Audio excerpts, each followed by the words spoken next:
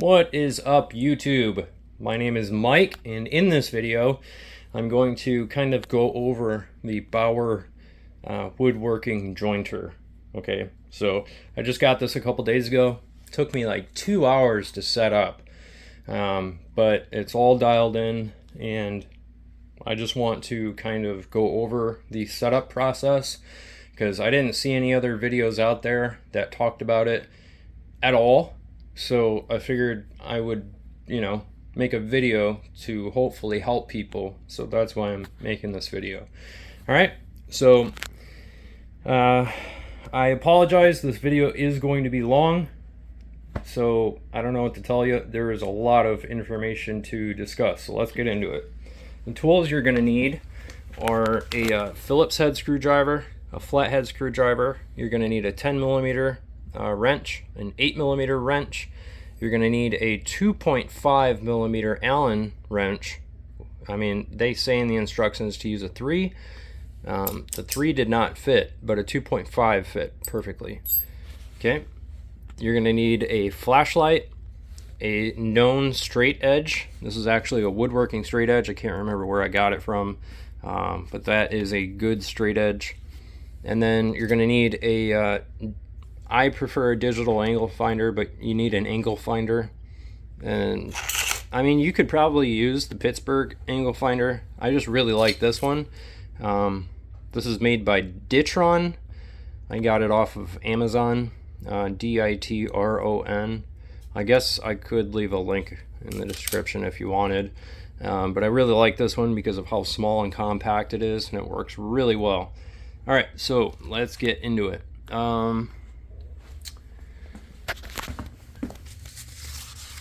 So setting this thing up,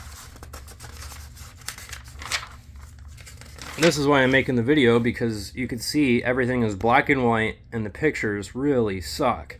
So first thing you're going to do is install the handles. You're going to get a little baggie just like that with bolts.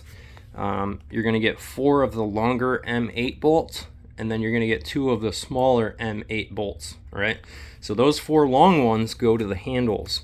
So you're going to put a handle on the in-feed table. You're going to put one on the out-feed table. It's pretty self-explanatory. I don't think you need anything else for that. All right, next, assemble carriage support to back of joiner with M820 cap screws. So these are the 2 smaller bolts that you'll use. So if we look at the back of this, there is this plate right here. See that? It's the one with the long oval. It's silver looking. That is going to mount up to the jointer body itself. Okay, so that's where that goes. That's pretty easy. Just screw them in, bolt it up. This is the part that kind of pissed me off. All right, assemble fence tilt lock with beveled washer to carriage. So you can see there's the knob. So here's the knob. On your fence, you'll see these V-shaped arms right here. They have bolts in them. Remove the bolt from each side, and then you're going to take the fence and push it against this rod right here. You'll notice that there's holes in this rod on the sides. So slip those bolts through that rod and screw it into your fence and tighten it up pretty good. All right, that's how you install the fence to this thing. Remove M6 820 cap screws. So remove them from the fence. That's your V-shaped arms. Remove it and install it onto there. Next, assemble carriage and fence assemblies with M6 by 20 cap screws and spring washers removed in step 5.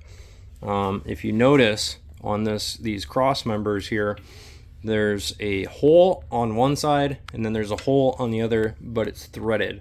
So you're going to take your handle and slip it in until it goes in there, and then screw it, tighten it up. All right, if you have to, later on you can use that, I think it's a 2.5mm Allen wrench. Loosen this up, and then you can take your handle off, like lock your handle, lock it first, screw this or unscrew this, and then pull your handle off and adjust it so that you can get a good range of motion. Mine was like slamming into the fence, and I ended up just, you know, rotating it. So then put everything back together. This has splines, so, you know, it's pretty easy. You'll figure it out.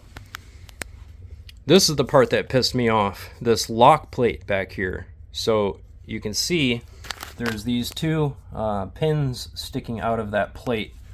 I didn't know where the hell that thing went. So you're gonna take your, hold on. You're gonna take your fence.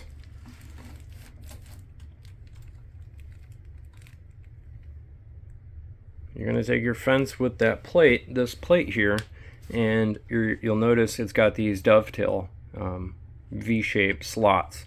Take this side, slip it in, and then fold it down until it makes contact with this plate up here. Next, you'll take the locking plate, and this bolt right here is what you need to pay attention to, because when you get it, this is going to be backed way out to like right here. So take your plate, slip it in, and then put it in the notch there, and then screw this bolt like all the way in, pretty much damn near all the way in, until you've got a nice parallel line, a fictional line between this corner here and then this plate here. So it should be parallel, all right? And you can adjust that with this bolt right here. So screw that in until it makes contact with the plate, and that's how you get your tension. Then take your handle, slip it in through there, and screw it into the locking plate. Again, if you need to, you can tighten this up, use an Allen, back it off, take your handle off, and rotate it in whatever direction you want. So I'm just going to call that a day, but that's how you set the locking plate up. That's how you set the handle up. And yeah, we're good to go. Next, I don't know why they put setting cut depth here first, because this is before the setup. It's stupid. Setting 0 stop. All right, so we're gonna go to the front of the machine. All right. So here's the front. This is your cut depth locking lever. You're gonna loosen this up like that. Lift the machine up, and then you'll notice there is a that's your 0 stop right there. So undo that nut with a 10 millimeter, and then use your 2.5 millimeter Allen wrench to back that out. So undo the nut, back that Allen bolt out so that it's not making contact with anything. All right, do that first. Next, you're going to take a straight edge. Take your straight edge. Make sure this is kind of at 0. And then take your straight edge and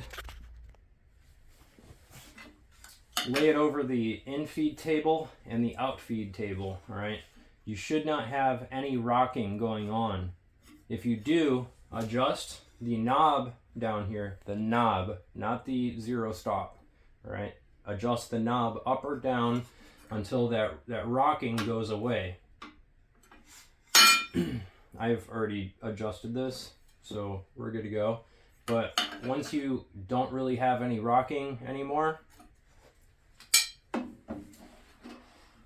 adjust that 0 stop Allen bolt. Run the Allen bolt until it just touches. Don't try to screw it, okay?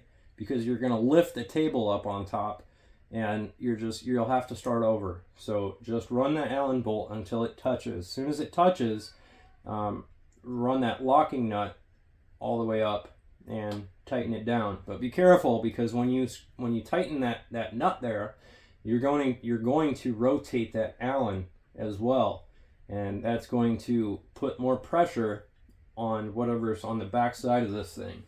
So I had to do that a few times until I felt comfortable that it was at 0. All right, that's how you set the 0 stop.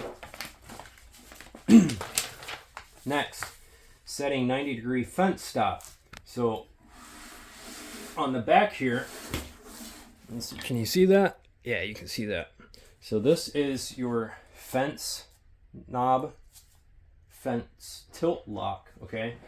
I adjusted mine so that tight is right there, and then for like 90 degrees is loosen. So loosen this one. You have your other knob down here. Don't touch that yet. Loosen fence tilt lock and nut. Keep limit block first slot locked. Okay, so you're gonna pull this up, and then right here you're going to pull this block out. Your stop pin is up in here. I'll show you in a moment. Okay, so for 90 degree, we're going to put it in this last slot, or they call it the first slot. So lift your locking handle up and then move that forward until it clicks into place. That's your 90 degree to lock the fence into 90 degree. All right. So now for this, the only thing you're gonna mess with, well, I guess you will mess with other things. Make sure this whole thing is slid forward so that your fence is sitting on the table, okay? You don't want to have the fence sitting on this because that'll mess you up. You want it sitting on the infeed table, all right? So if you have to, undo this lever here and then move the whole thing forward until your fence is sitting on the table. Good to go. Make sure you're in that last slot, and then this is what you're going to adjust. So loosen that nut there, it's a 10 mil, and then use a flathead screwdriver and stick it into this notch here until you get a perfect 45 degree. So let me grab my angle finder here, all right? And we're gonna open it up, spread the legs. I like to open it like that, and then naturally plant it on the feed table flat like that, and run it until it touches. And we are at 90.7, so we're pretty much at 90. I know it's at 90, all right? So if you need to adjust it, if your fence is like this, then that means this notch right here, that's what it runs all the way the length of this, all the way to back here. That means you are pushed in too far, so you need to loosen this piece, not the nut. Loosen that until your fence starts backing up like that. You'll have to apply pressure to push the fence. But what I was doing is, with the nut loosened, I would use my angle finder, put it right up to the fence and apply pressure so that it's pushing on the fence, and then I would back that out and I could actually watch the display read until I hit 90. That was the easiest way. And then once you get 90, lock that nut down. Your 90 degree is then set. You can see it's, when you put pressure on it, obviously you'll, hold on. Okay, obviously you'll put pressure on it and then lock your fence down. Now you're at 90 degrees. So that's set. The next thing is to set your 45 degree fence stop. So we are going to we're going to pull this pin up like that and then pull it until we are in the first or the last slot. There we go. Now if you notice, there's these two bolts down here. There's one there and there's one here. You need to undo those two nuts. It's a 8 millimeter, and then you can loosen your fence lock. You can adjust the fence until it's all the way back, until it's back there. But look what just happened. We just went off of the feed table. So you need to undo this lever, unlock it, and push the whole thing until we are sitting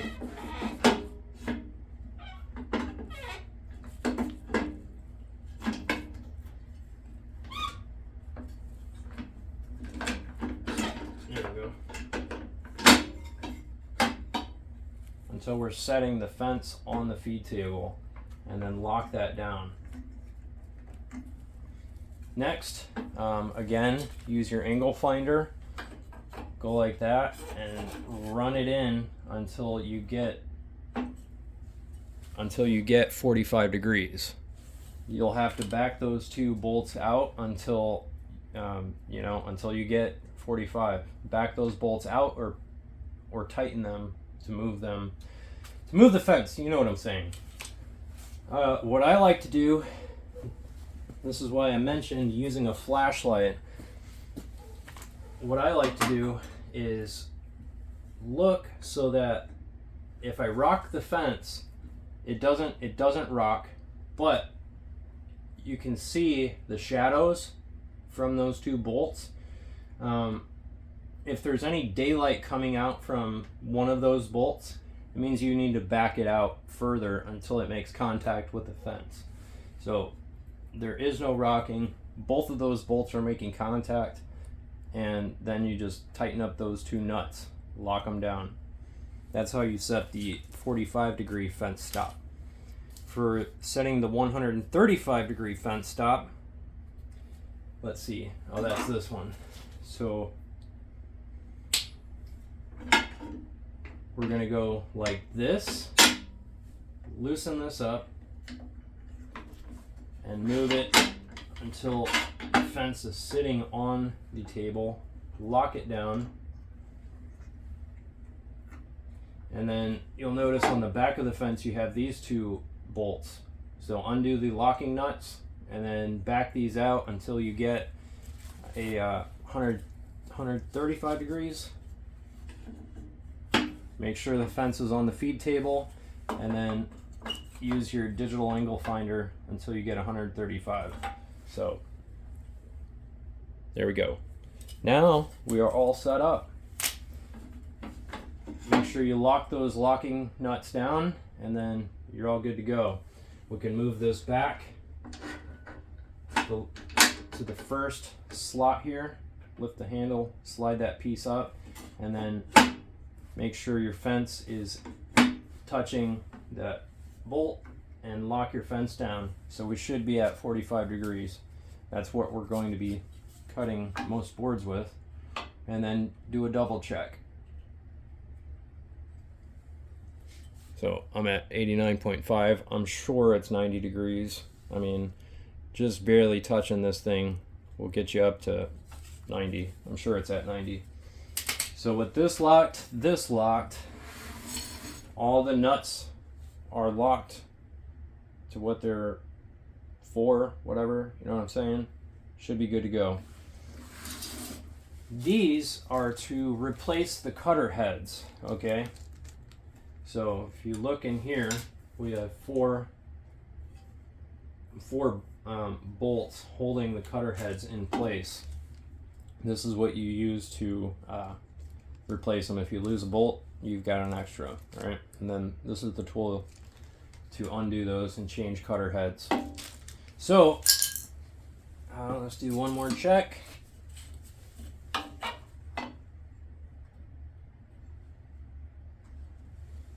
Yeah, see, perfect 90, baby. I've already ran a board through, so oops, not that. So it actually worked. We've got, let me see. We've got a perfect 90 all the way down. Now my only issue is applying pressure. Let me see if I can show you an example. So you can see, I don't know if you can see that on camera. So yeah, right here, see that? It looks like I stopped or something and it dug, the cutter head dug in, but that's probably just my own fault. So there you go, there you have it. That's how you set up the Bauer jointer. Yeah, I hope this helps somebody.